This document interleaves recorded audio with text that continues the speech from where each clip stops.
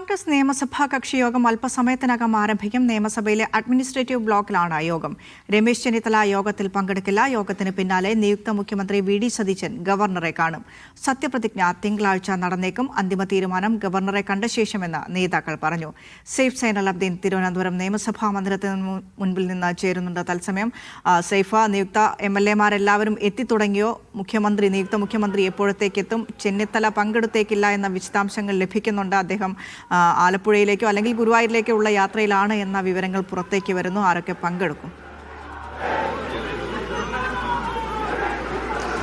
നിഷ, നിയുക്ത മുഖ്യമന്ത്രി അല്പസമയത്തിനകം തന്നെ എത്തിച്ചേരും. അതിന് മുന്നോടിയായി MLA-മാർ കോൺഗ്രസിന്റെ പാർലമെന്ററി പാർട്ടിയുടെ ഭാഗമായിട്ടുള്ള നിയമസഭാ കക്ഷി നേതാവിനെ തെരഞ്ഞെടുക്കാൻ വേണ്ടിയുള്ള കോൺഗ്രസിന്റെ 63 MLA-മാരുള്ളത്.